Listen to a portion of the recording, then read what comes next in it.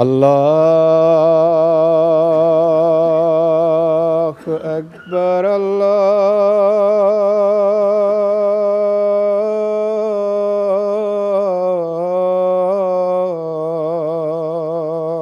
اکبر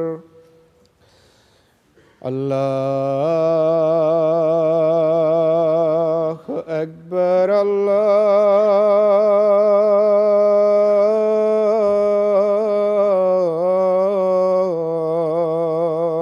اکبر اشہد ان لا الہ الا اللہ اشہد ان لا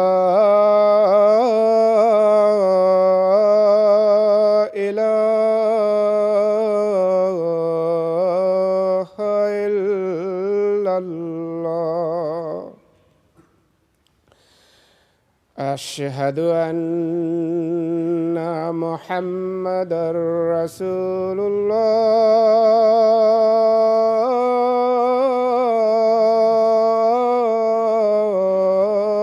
الله أشهد أن محمدًا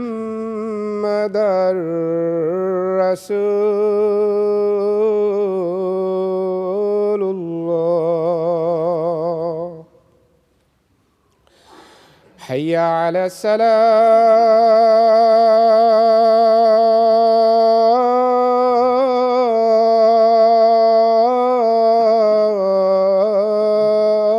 الصلاة حي على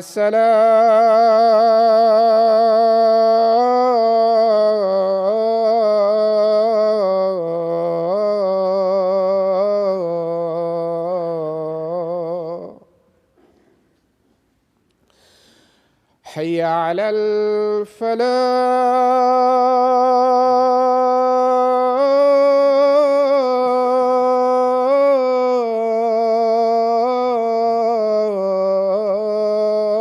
الفلاح حي على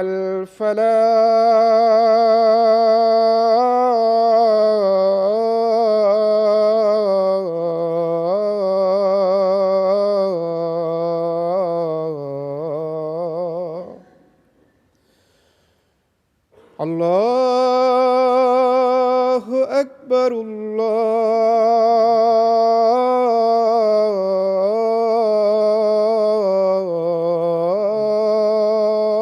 الله أكبر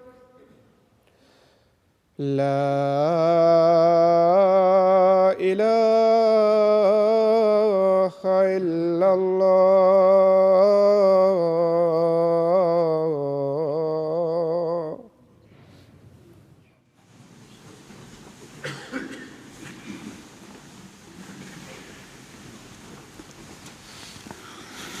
السلام علیکم ورحمۃ اللہ۔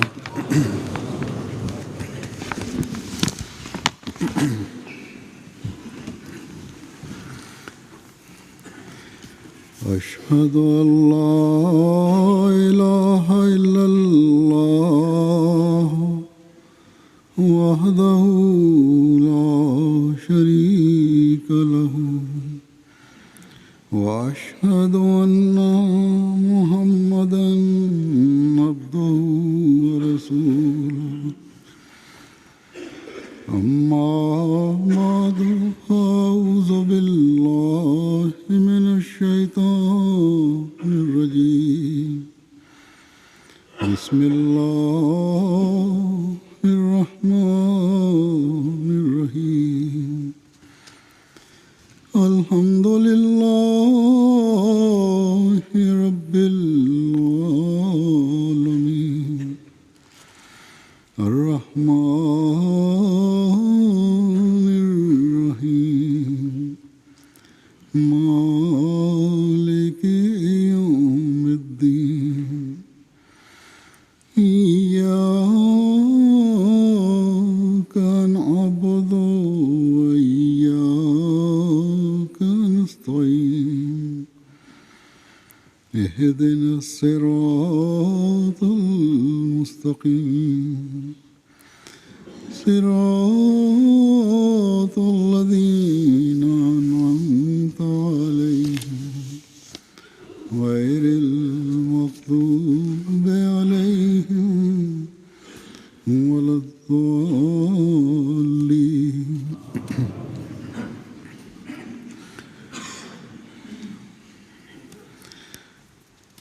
حضرت مسیح موعود علیہ الصلوۃ والسلام نے اپنی کتب میں، تحریرات میں، ارشادات میں ہمیں اپنی بعثت کے مقصد کے بارے میں بتایا ہے.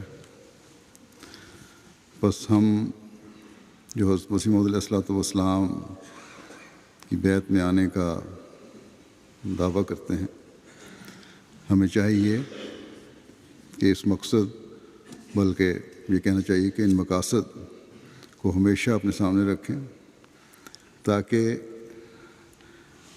آپ کی جماعت میں شامل ہونے کا حق ادا کرنے والوں میں شمار ہو سکیں.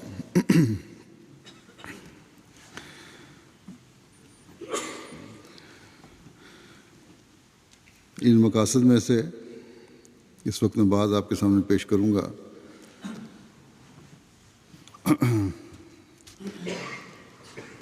آپ علیہ السلام نے ایک جگہ فرمایا کہ مجھے اللہ تعالیٰ نے اس زمانے میں پھر ایمان کو زندہ کرنے کے لیے مامور کیا ہے، اور اس لیے بھیجا ہے کہ تاکہ لوگ قوت یقین میں ترقی پیدا کریں، اس بات پر یقین ہو کہ خدا ہے اور دعاؤں کو سنتا ہے اور نیکیوں کا اجر دیتا ہے اور برائیوں کی سزا بھی دیتا ہے. آپ مزید فرماتے ہیں، اس کی وضاحت فرماتے ہوئے کہ جب تک ایمان کامل نہ ہو، نیک اعمال انسان مکمل طور پر بجا لا نہیں سکتا. فرمایا کہ جو کمزور پہلو ہوگا اسی قدر نیک اعمال میں کمی ہوگی. بس اللہ تعالیٰ پر کامل ایمان اور یقین پیدا کرنے انبیاء آتے ہیں، اور یہی حضرت مسیح موعود علیہ السلام کی آمد کا ایک بہت بڑا مقصد ہے، تاکہ کمزوریاں دور ہوں اور ایمان کامل ہو. یہ خلاصہ ہے آپ کے بعض ارشادات کا، کیونکہ بعض الفاظ میں نے اس کا خلاصہ بیان کیا ہے، الفاظ سارے نہیں لیے. بہرحال یہ کمزوریاں کس طرح دور ہوں گی اور ایمان کس طرح کامل ہوگا، اس بارے میں آپ نے بڑا کھل کر فرمایا ہے، واضح فرمایا ہے کہ صرف میری بیعت میں آنے سے نہیں ہوگا، بلکہ اس کے لیے مجاہدہ کرنے کی ضرورت ہے. اور یہی اصول خدا تعالیٰ نے بتایا ہے کہ والذین جاہدوا فینا لنہدینہم سبلنا. یعنی اور وہ لوگ جو ہم میں سے ہو کر کوشش کرتے ہیں، یہ ترجمہ حضرت مسیح علیہ السلام کا ہے کہ وہ لوگ جو ہم میں سے ہو کر کوشش کرتے ہیں ہم ان کے لیے اپنے راستے کھول دیتے ہیں. بس یہ اصول ہے ایمان میں کامل ہونے کا کہ صرف بیعت کرنے سے اصلاح نہیں ہوگی، اگر اس کے ساتھ اپنی حالت بدلنے کے لیے مزید کوشش نہیں ہوگی، اگر خالص اللہ تعالیٰ کے ہو کر کوشش نہیں ہوگی، اپنے دلوں کو بدلنے اور پھر عمل کرنے اور جہاد کرنے کی طرف توجہ نہیں ہوگی تو اس کا کوئی فائدہ نہیں۔ پھر آپ نے ایک جگہ فرمایا کہ دنیا میں ہر چیز کی ترقی تدریجی ہے، روحانی ترقی بھی اسی طرح ہوتی ہے، اور بدون مجاہدہ کے کچھ بھی نہیں ہوتا، اور مجاہدہ بھی وہ جو خدا تعالیٰ میں ہو، یعنی خالص ہو کر اس کی تلاش ہو، اس کی تعلیم پر عمل ہو۔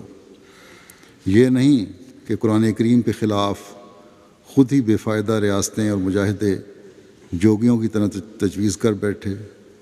یہی کام ہے جس کے لیے خدا نے مجھے مامور کیا ہے، تاکہ دنیا کو دکھلا دوں کہ کس طرح پر انسان اللہ تعالیٰ تک پہنچ سکتا ہے۔ اور ہمیں کیا دکھایا اور ہم سے کیا امید کی آپ نے؟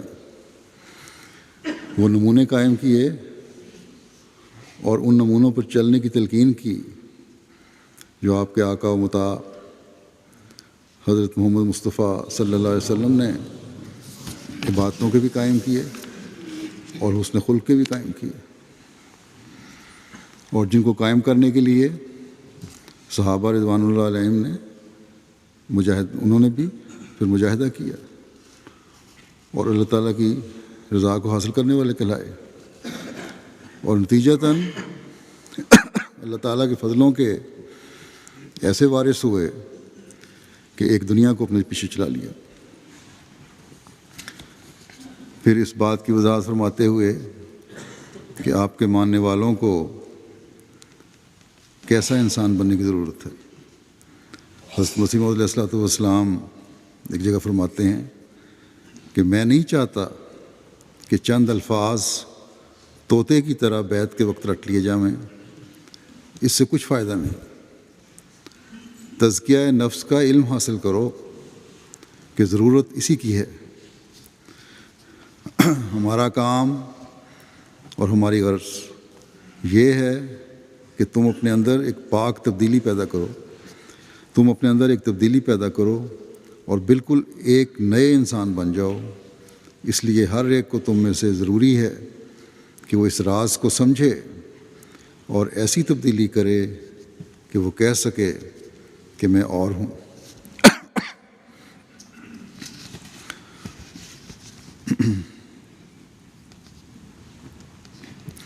بس اگر ہم اپنے وجود میں تبدیلی کی کوشش کرتے ہوئے اور وجود نہیں بناتے اپنے آپ کو ایسا نہیں بناتے جو دنیا سے مختلف ہو، تو آپ کے ارشاد کے مطابق ہمیں بیعت کا کوئی فائدہ نہیں ہوگا۔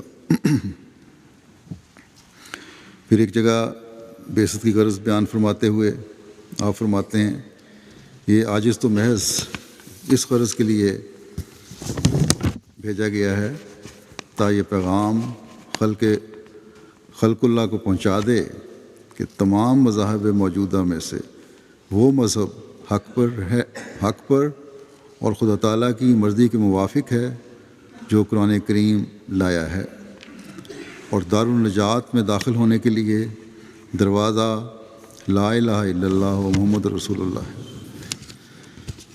پھر آپ نے فرمایا کہ ہمارا اصل منشا اور مدعا حضرت صلی اللہ علیہ وسلم کا جلال ظاہر کرنا ہے اور آپ کی عظمت کو قائم کرنا ہے۔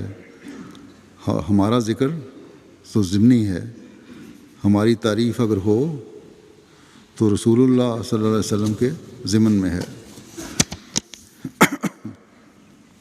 بس یہ غرض بھی پوری کرنے کے لیے ہم نے بیعت کی ہے، اور اس کو پورا کرنے کے لیے ہمیں قرآن کریم کی تعلیم کو حاصل کرنے کی ضرورت ہے تاکہ عمل کریں اور اس تعلیم کو پھیلائیں، کیونکہ دنیا کی نجات بھی لا الہ الا اللہ محمد رسول اللہ میں ہے۔ بس دنیا کو بتائیں کہ اس لا الہ الا اللہ محمد رسول اللہ کے جھنڈے تلے آ کر تم بھی نجات حاصل کرو، پھر آپ ایک جگہ اپنی آمد کا مقصد بیان فرماتے ہوئے فرماتے ہیں کہ اس وقت اللہ تعالیٰ نے ارادہ فرمایا ہے کہ وہ اسلام کو کل ملتوں پر غالب کرے۔ اس نے مجھے اسی مطلب کے لیے بھیجا ہے اور اسی طرح بھیجا ہے جس طرح پہلے مامور آتے رہے۔ پھر اپنے مشن کی غرض کی وضاحت فرماتے ہوئے فرماتے ہیں اس نے مجھے بھیجا ہے کہ میں اسلام کو براہین اور حجج ساتیہ کے ساتھ، یعنی روشن دلائل کے ساتھ، تمام ملتوں اور مذہبوں پر غالب کر کے دکھلاؤں۔ پھر آپ نے اپنی آمد کا مقصد ایک جگہ یہ بھی فرمایا کہ میں خدا تعالیٰ پر ایمان پیدا کرانا چاہتا ہوں کہ جو خدا تعالیٰ پر ایمان لاوے وہ گناہ کی زہر سے بچ جاوے اور اس کی فطرت اور سرشت میں ایک تبدیلی پیدا ہو جاوے، اس پر موت وارد ہو کر ایک نئی زندگی اس کو ملے، گناہ سے لذت پانے کے بجائے اس کے دل میں نفرت پیدا ہو۔ جس کی یہ صورت ہو جاوے وہ کہہ سکتا ہے کہ میں نے خدا کو پہچان لیا ہے۔ خدا خوب جانتا ہے کہ اس زمانے میں یہی حالت ہو رہی ہے کہ خدا کی معرفت نہیں رہی۔ کوئی مذہب ایسا نہیں رہا جو اس منزل پر انسان کو پہنچا دے اور یہ فطرت اس میں پیدا کرے۔ ہم کسی خاص مذہب پر کوئی افسوس نہیں کر سکتے۔ یہ بلا عام ہو رہی ہے اور یہ وبا خطرناک طور پر پھیلی ہے۔ میں سچ کہتا ہوں خدا پر ایمان لانے سے انسان فرشتہ بن جاتا ہے، بلکہ ملائکہ کا مسجود ہوتا ہے، یعنی فرشتے بھی اس کو سجدہ کرتے ہیں، نورانی ہو جاتا ہے۔ غرض جب اس قسم کا زمانہ دنیا پر آتا ہے کہ خدا کی معرفت باقی نہیں رہتی اور تباہ کاری اور ہر قسم کی بدکاریاں کثرت سے پھیل جاتی ہیں، خدا کا خوف اٹھ جاتا ہے اور خدا کے حقوق بندوں کو دیے جاتے ہیں، تو خدا تعالیٰ ایسی حالت میں ایک انسان کو اپنی معرفت کا نور دے کر معمور فرماتا ہے۔ اس پر لعن طعن ہوتا ہے اور ہر طرح سے اس کو ستایا جاتا اور دکھ دیا جاتا ہے، لیکن آخر وہ خدا کا معمور کامیاب ہو جاتا اور دنیا میں سچائی کا نور پھیلا دیتا ہے۔ اسی طرح اس زمانے میں خدا نے مجھے معمور کیا اور اپنی معرفت کا نور مجھے بخشا۔ پھر آپ نے ایک جگہ یہ بھی فرمایا مجھے حکم دیا گیا ہے کہ میں اخلاقی قوتوں کی تربیت کروں۔ ایک موقع پر آپ سے کسی نے سوال کیا کہ آپ کے دعوے اور رسالت کا نتیجہ کیا ہوگا، یعنی کیا مقاصد آپ کو حاصل ہوں گے، اس سے کیوں آئے ہیں آپ نے فرمایا خدا تعالیٰ کے ساتھ جو رابطہ کم ہو گیا ہے اور دنیا کی محبت غالب آ گئی ہے اور پاکیزگی کم ہو گئی ہے، خدا تعالیٰ اس رشتے کو جو عبودیت اور الوہیت کے درمیان ہے پھر مستحکم کرے گا اور گم شدہ پاکیزگی کو پھر لائے گا۔ دنیا کی محبت سرد ہو جائے گی، اور فرمایا یہ میرے ذریعے سے ہوگا۔ یہ بہت بڑا مقصد، بہت بڑا دعویٰ ہے جو آپ نے بیان فرمایا۔ آج کی مادی دنیا میں ہم دیکھتے ہیں کہ جب دنیا میں لوگ جو ہیں، دنیا جو ہے مادیت میں ڈوب کر اپنے پیدا کرنے والے خدا کو بھول چکی ہے، اور جو بظاہر مذہب یا خدا کے وجود کو کچھ سمجھتے ہیں، کچھ تسلیم کرتے ہیں، تو وہ بھی ظاہری رنگ میں نہ انہیں خدا تعالیٰ کی ذات کے بارے میں کچھ یقین ہے، نہ اس کا ادراک ہے، نہ فہم ہے، نہ مذہب کا کچھ ادراک ہے۔ ان کے لیے اصل چیز دنیا اور اس کی جاؤ حشمت ہے، صرف نام کے طور پر کسی مذہب کو ماننے والے ہیں۔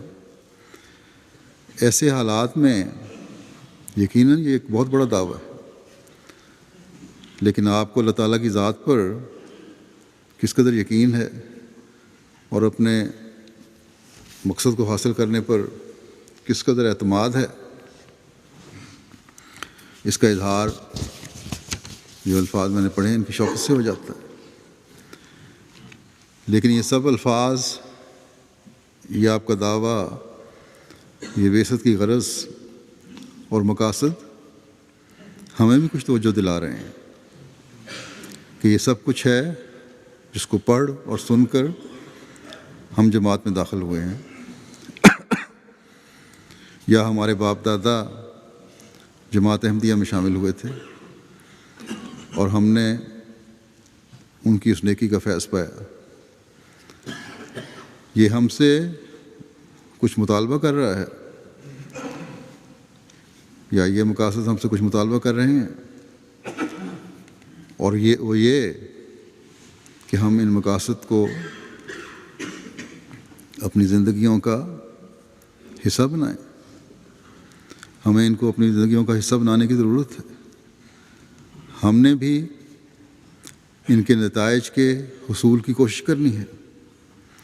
جو باتیں دنیا میں پیدا کرنے آئے حضرت مسیح موعود علیہ السلام، ہم نے بھی اس کو حاصل کرنے کی کوشش کرنی ہے۔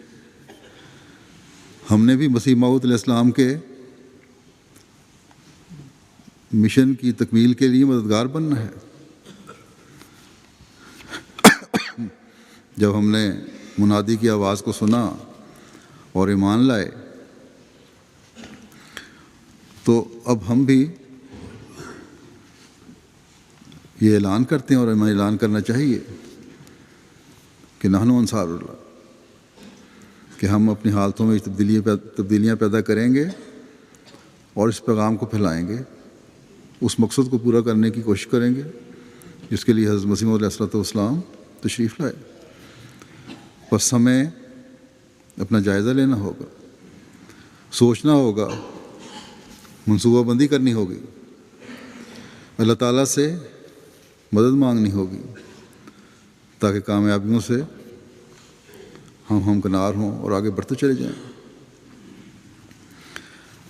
اگر ہم آپ کو مان کر پھر آرام سے بیٹھ جائیں اور کوئی فکر نہ کریں تو یہ عہد بیعت کا حق ادا کرنے والی بات نہیں ہوگی۔ یہ دعویٰ قبول کر کے بیٹھ جانا اور سو جانا ہمیں مجرم بناتا ہے۔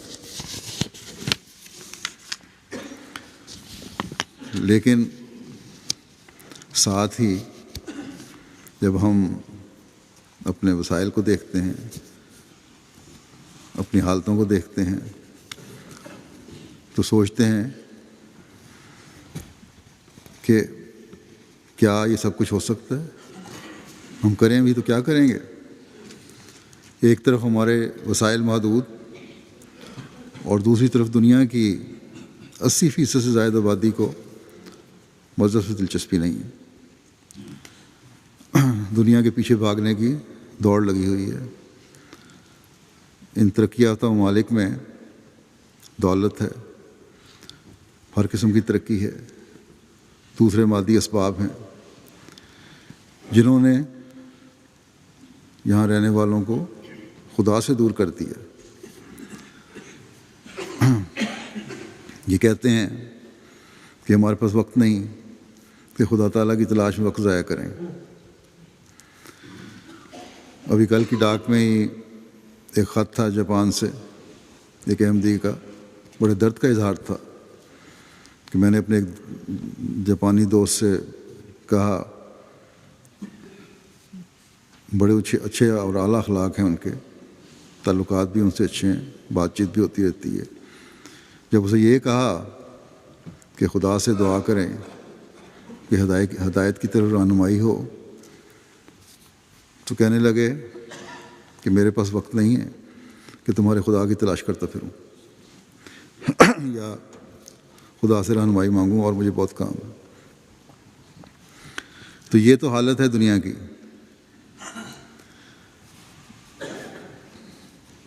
ان قوموں کی جو ترقی یافتہ اپنے آپ کو سمجھتی ہیں، یہ حالت ہے، اور غریب قوموں کو بھی اس ترقی اور دولت کے بل بوتے پر اپنے پیچھے چلانے کی یہ بڑی طاقتیں اور امیر قومیں کوشش کر رہی ہیں۔ بس جب یہ صورتحال ہو سننے کی طرف توجہ نہ ہو، یا کم از کم ایک بڑے طبقے کی توجہ نہ ہو، اور دولت اور مادیت ہر ایک کو اپنے قبضے میں لینے کی کوشش کر رہی ہو، اور ہمارے وسائل جیسا کہ میں نے کہا محدود ہوں، تو ایسے میں کس طرح ہم دجل اور مادیت کا مقابلہ کر سکتے ہیں؟ بظاہر ناممکن نظر آتا ہے کہ ہم دنیا کی اکثریت کو خدا تعالیٰ کے وجود کی پہچان کروا سکیں اور حضرت صلی اللہ علیہ وسلم کی عظمت کو قائم کر سکیں، لیکن حضرت مسیح موعود علیہ الصلوۃ والسلام فرماتے ہیں اور بڑی تحدید سے فرماتے ہیں کہ میں یہ سب کچھ کرنے کے لیے بھیجا گیا ہوں اور یہ ہوگا انشاءاللہ۔ بس ہم بھی آپ کے اس دعوے کی وجہ سے حضرت مسیح موعود علیہ الصلوۃ والسلام کی بیعت میں آ کر یہ اعلان کر رہے ہیں، چاہے ظاہراً کریں یا نہ کریں، لیکن ہمارا بیعت میں آنا ہی ہم سے یہ اعلان کروا رہا ہے اور کروانا چاہیے کہ نحن انصار اللہ، کہ ہم اللہ کے دین میں مددگار ہیں اور رہیں گے انشاءاللہ۔ دنیا کے انکار سے مایوس نہیں ہوں گے، کیونکہ ہم دنیا کی آنکھ سے دیکھ کر اس کام کو آگے نہیں بڑھا رہے، بلکہ اللہ تعالیٰ کی تائیدات ہمیں ہر قدم پر تسلی دلاتی ہیں کہ اگر تم اللہ میں ہو کر کوشش کرو گے تو نئے راستے کھلتے چلے جائیں گے۔ بس ہم دنیاوی نظر سے دیکھیں اور وسائل پر بھروسہ کریں تو کامیابی جو ہے ہماری ایک دیوانے کی بڑھ نظر آتی ہے۔ اگر ہم دنیاوی طاقت اور وسائل کے لحاظ سے دیکھیں تو ایک ملک کو ہی دیکھ کر ہم پریشان ہو جائیں۔ مثلا روس کو لے لیں، چین کو لے لیں، یورپ کے کسی ملک کو لے لیں، امریکہ کے کسی ملک کو لے لیں، جزائر کو لے لیں، افریقہ کے کسی ملک کو لے لیں، ہر جگہ بہت سی ایسی روکیں نظر آئیں گی جو ہمیں آگے بڑھنے سے ڈرائیں گی۔ ملکوں کے حالات اور دنیاوی جاہ و حشمت نہ آج سے چند دہائیاں پہلے ہمارے حق میں تھے، نہ آج ہمارے حق میں ہیں، لیکن یہ خدا تعالیٰ کے کام ہیں، ہوں گے اور ہو رہے ہیں اللہ تعالیٰ کے فضل سے۔ مثلا ایک وقت میں روس اور تمام جو اس کے ساتھ کی اسٹیٹس تھیں، کمیونسٹ حکومت کی وجہ سے وہاں تبلیغ نہیں ہو سکتی تھی۔ اب ایک حصہ آزاد ہو کر مذہب سے دور چلا گیا اور دنیاوی چکا چوند نے اسے اندھا کر دیا، اور دوسری طرف جو مسلمان ریاستیں رشیا میں شامل تھیں وہاں مفتیوں اور مفاد پرست مذہبی لیڈروں نے حکومت کو اس قدر ڈرا دیا ہے کہ احمدیت یعنی حقیقی اسلام کی راستے میں قدم قدم پر روکیں کھڑی کی جا رہی ہیں۔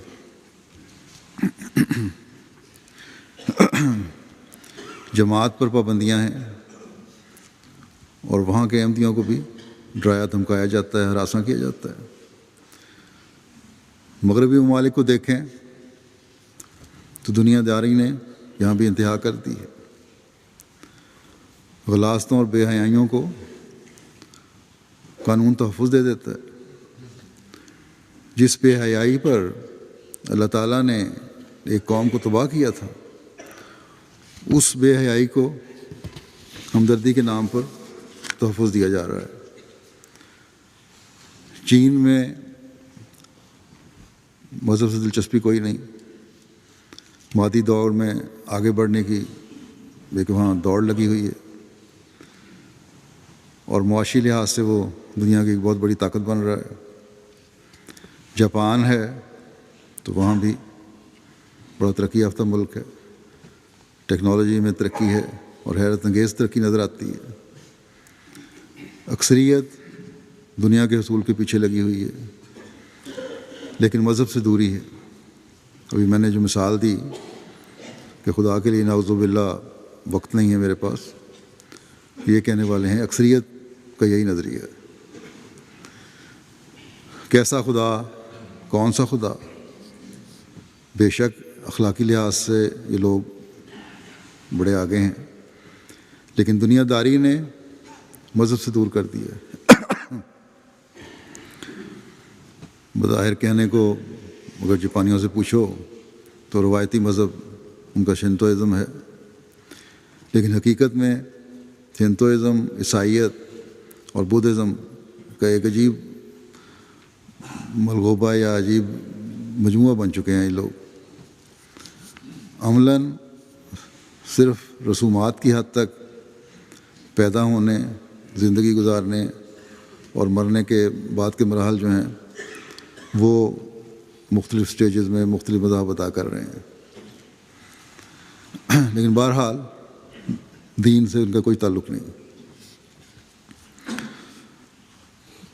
مغرب کی اکثریت، جیسا کہ میں نے کہا، خدا تعالیٰ کو بلا بیٹھی ہے، اور نہ صرف یہ کہ خدا تعالیٰ کو بلا بیٹھی ہے بلکہ خدا تعالیٰ کا مذاق اڑایا جاتا ہے، مذہب کو ایک بوجھ سمجھا جاتا ہے۔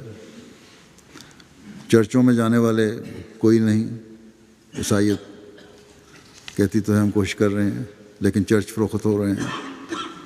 بس یہ دنیا کی صورتحال ہے۔ جیسا کہ میں نے کہا، ہمارے وسائل نہ ہونے کے برابر ہیں دنیاوی لحاظ سے۔ ہم ان دنیا داروں کے سامنے ہمارے وسائل جو ہیں ایک ذرے کی بھی حیثیت نہیں رکھتے۔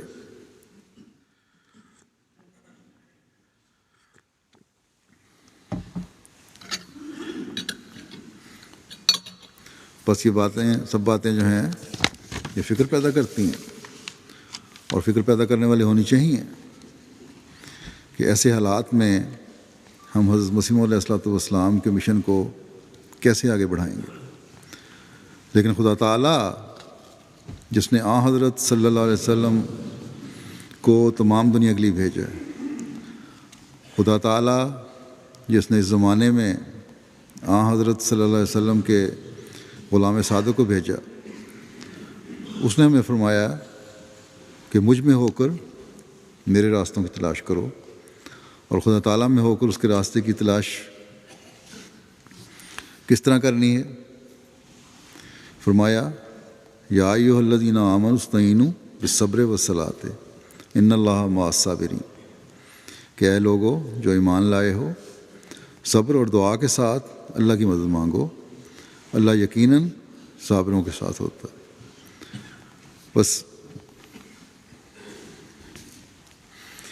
یہ اللہ ہے جس سے مدد مانگی جائے تو بڑی سے بڑی روک بھی ہوا میں اڑ جاتی ہے۔ اللہ تعالیٰ جو تمام قدرتوں والا ہے، اللہ تعالیٰ جو اپنے جلال کے ساتھ سب طاقتوں کا مالک ہے،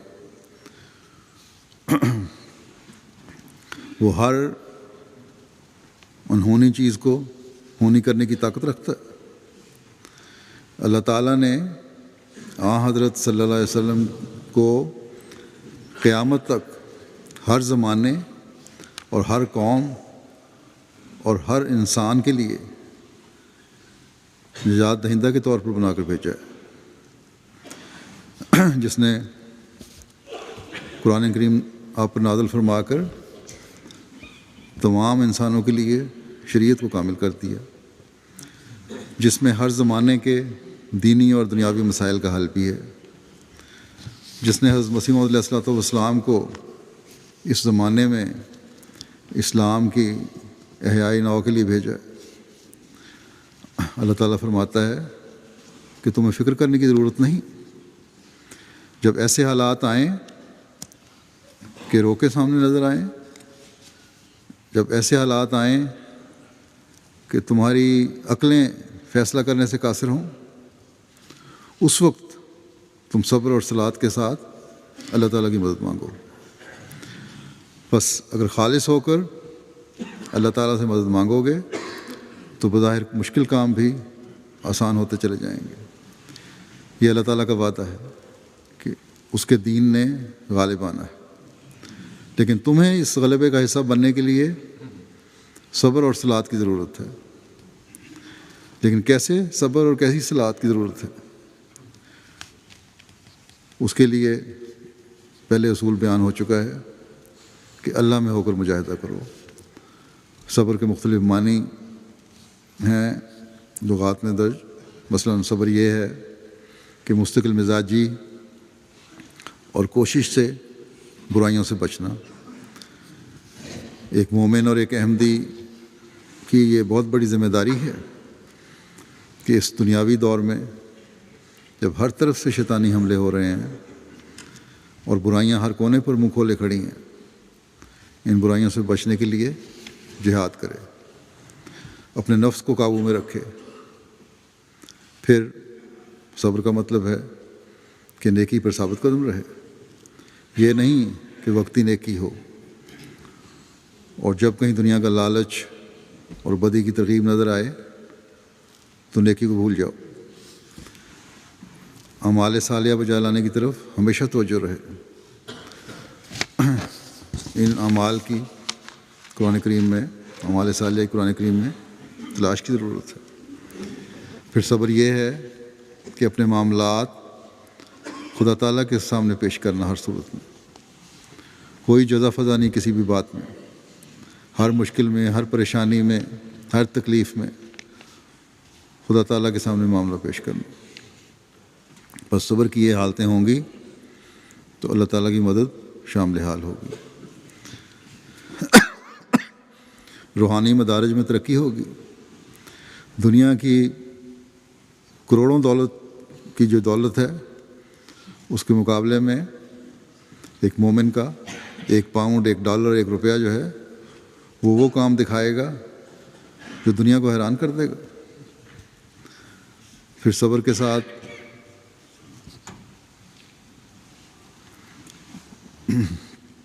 برائیوں سے بچنے اور نیکیوں پر ثابت قدم ہونے اور خدا تعالیٰ کے حضور اپنے معاملات کے پیش کرنے کے ساتھ اللہ تعالیٰ فرماتا ہے کہ صلات کی بھی ضرورت ہے۔ اور صلات کے بھی مختلف معنی ہیں۔ صلات کے ایک معنی نماز کے ہیں، یعنی یہاں یہ نصیحت ہے کہ مومنوں کو نماز کے ذریعے اللہ تعالیٰ کی مدد حاصل کرنی چاہیے اور نماز کا حق ادا کرنے کی کوشش کرنی چاہیے۔ صبر کے اعلیٰ نتائج اس وقت ظاہر ہوں گے جب نمازوں کی طرف بھی توجہ پیدا ہوگی۔ پھر اس کے یہ معنی بھی ہیں کہ اللہ تعالیٰ کی رحمت حاصل کرو، استغفار کرو۔ صلات میں یہ سب معنی آ جاتے ہیں۔ پھر صرف یہ ظاہری نماز نہیں ہے بلکہ دعاؤں کی طرف ان کا حق ادا کرتے ہوئے توجہ کرو۔ خدا تعالیٰ کی مخلوق پر رحم کرو، ان کے بھی حق ادا کرو تاکہ اللہ تعالیٰ کی مدد حاصل ہو۔ حضرت صلی اللہ علیہ وسلم پر درود بھیجو تاکہ اللہ تعالیٰ کی مدد حاصل ہو۔ بس یہ وسعت صبر اور صلات میں پیدا ہوگی تو اللہ تعالیٰ کی نصرت بھی حاصل ہوگی اور تمام کام آسان ہوں گے اور ہوتے چلے جائیں گے انشاءاللہ۔ اللہ تعالیٰ کے فضل و کرم کے اور فضل اور رحم کے دروازے کھلیں گے۔ بس یہ ہے ایک مومن کا کام کہ اپنی کوششوں، اپنی عبادتوں، اپنی دعاؤں، اپنے اخلاق کو انتہا تک پہنچاؤ۔ جو کچھ تمہارے بس میں ہے وہ کر گزرو، پھر معاملہ خدا تعالیٰ پر چھوڑ دو۔ لیکن اگر صبر کا حق ادا نہیں کر رہے، اگر صلات کے حق ادا نہیں کر رہے، پھر یقیناً اللہ تعالیٰ کے انعامات کے حصہ دار نہیں بن سکتے۔ جیسا کہ میں نے بتایا کہ صبر کا ایک مطلب برائیوں سے بچنا بھی ہے، اس کے لیے توبہ اور استغفار کی ضرورت ہے۔ حضرت مسیح موعود علیہ الصلوۃ والسلام نے ایک جگہ فرمایا ہے کہ سچی توبہ اس وقت ہوتی ہے جب ان 3 باتوں کا خیال رکھا جائے۔ پہلی بات یہ کہ ان تمام خیالات اور تصورات کو دل سے نکال دو جو دل کے فساد کا ذریعہ بن رہے ہیں، جو غلط کاموں کی طرف ابھارتے اور اکساتے ہیں۔ یعنی جو بھی برائی دل میں ہے یا جس برائی کا خیال آتا ہے اس سے کراہت کا تصور پیدا کرو، تمہیں کراہت آنی چاہیے۔ دوسری بات یہ کہ برائی پر ندامت اور شرم کا اظہار کرو، اپنے دل میں اتنی مرتبہ اسے برا کہو کہ شرمندگی پیدا ہو جائے اور اس کا اظہار بھی ہونے لگ جائے۔ اور تیسری بات ندامت اور شرم کا اظہار ہے۔ اور تیسری بات یہ کہ ایک پکا اور مصمم ارادہ کرو کہ یہ برائی میں نے دوبارہ نہیں کرنی۔ صبر میں بھی یہی حالت پیدا کی جاتی ہے، تبھی صبر صحیح صبر کہلاتا ہے۔ بس اگر ہم نے اپنی یہ حالت کر لی اور اپنے صبر اور صلات کے معیار حاصل کرنے کی بھرپور کوشش کی تو اللہ تعالیٰ کی غیر معمولی تائیدی نشان ظاہر ہوں گے انشاءاللہ تعالیٰ۔ وہ نشانات جن کا اللہ تعالیٰ نے حضرت مسیح موعود علیہ السلام سے وعدہ فرمایا ہے، وہ ہم بھی دیکھیں گے۔ یہ تو نہیں ہو سکتا کہ نہ ہم برائیوں سے بچنے کی کوشش کر رہے ہوں، نہ ہم نیکیوں پر قدم مار رہے ہوں، نہ ہم حضرت مسیح موعود علیہ السلام کے مشن کی روح کو سمجھ رہے ہوں، نہ ہم اپنے ہر معاملے میں خدا تعالیٰ کی طرف رجوع کر رہے ہوں، نہ ہم مخلوق کے حق ادا کر رہے ہوں، نہ ہم حضرت صلی اللہ علیہ وسلم پر درود بھیجنے کی طرف توجہ دے رہے ہوں،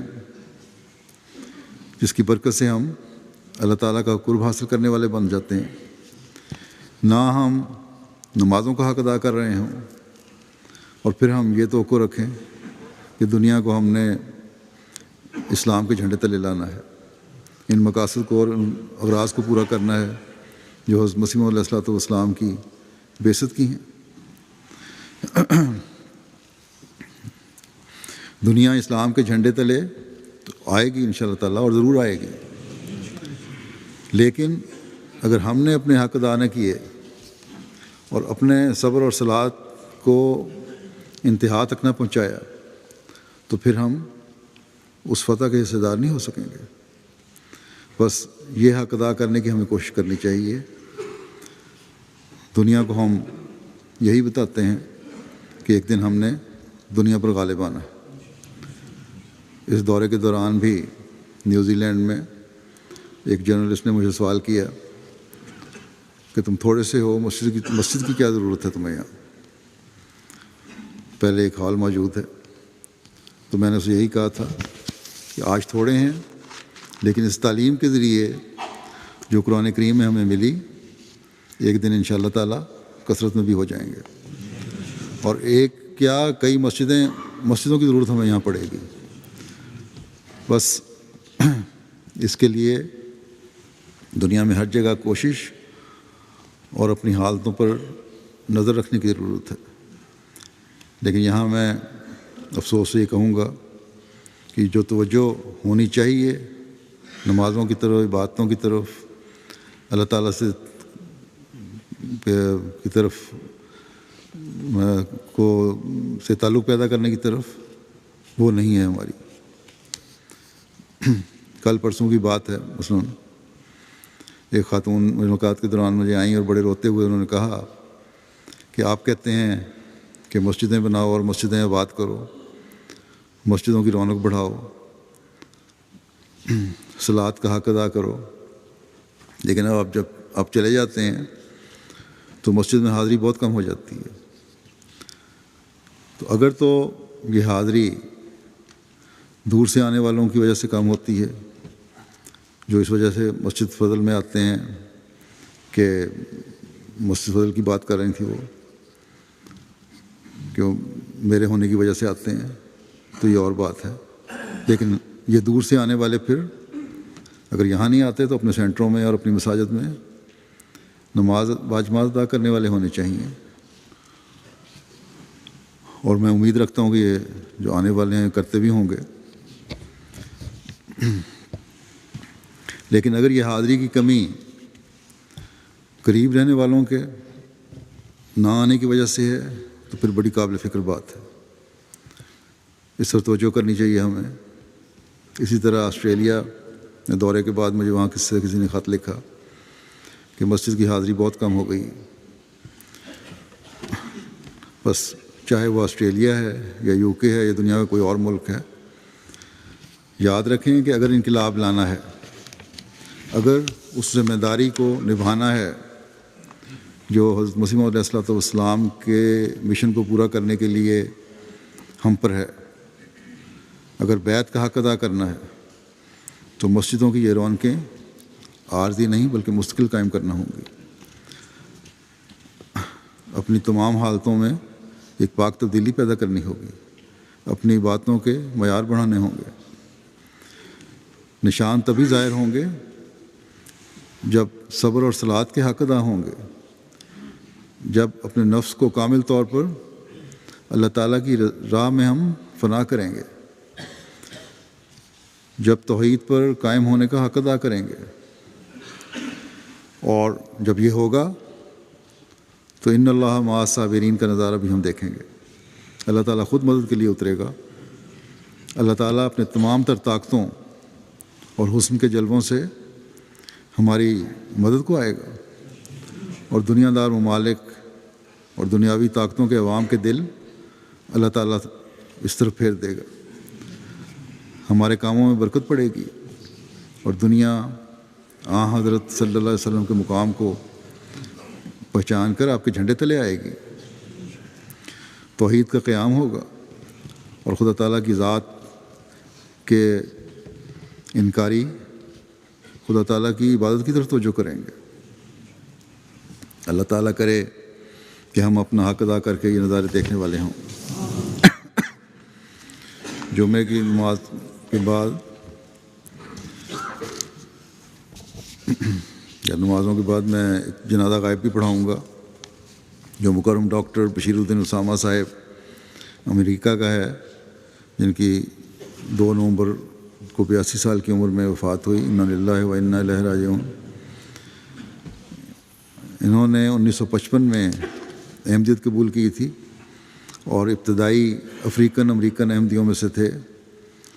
نمازوں کے بڑے پابند، بڑے باوفا اور سلسلہ کا درد رکھنے والے، غیرت مند، خلافت کے فدائی، دعاگو وجود تھے. نہایت جوشیلے لیکن بہت منکسر المزاج اور عاجز انسان تھے. ان کو روضہ کی زیارت اور حضرت خلیفہ مسیح ثانی سے شرف ملاقات کی بھی سعادت ملی. اسی طرح حضرت خلیفہ مسیح ثالث رحمہ اللہ تعالیٰ کے ساتھ بھی ملاقات ہوئی. ان کی ایک مرتبہ حضرت خلیفہ مسیح رابع کے ساتھ بھی کئی بار ملاقات ہوئی. ان سے پیار بھی بڑا تھا ان کو، اور حضور خلیفہ مسیح رابع کا بھی آپ سے بڑا خاص تعلق تھا. آپ نے اپنی اہلیہ کے ہمراہ حج بیت اللہ کی بھی توفیق پائی.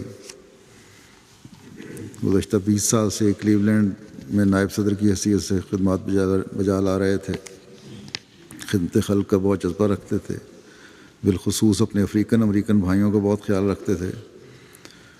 50 کی دہائی میں انہوں نے حضرت صلی اللہ علیہ وسلم کے بارے میں ایک چھوٹا کتابچہ لکھنے کی بھی توفیق پائی. پیشے کے لحاظ سے ڈینٹسٹ تھے، اور آپ کی اہلیہ محترمہ جو تھیں فاطمہ اسامہ صاحبہ، یہ بھی کافی عرصہ کلیولینڈ کی لجنہ کی صدر رہی ہیں. ان کے پسماندگان میں 2 بیٹے ان کے مقیت اسامہ جن کی 56 سال عمر ہے، اور ظفر اللہ اسامہ صاحب یادگار چھوڑے ہیں. ان دونوں کا بھی جماعت سے بڑا خاص اور گہرا تعلق ہے. اللہ تعالیٰ مرحوم کے درجات بلند فرمائے اور ان کے بچوں اور ان کی نسلوں کو ہمیشہ جماعت سے وابستہ رکھے.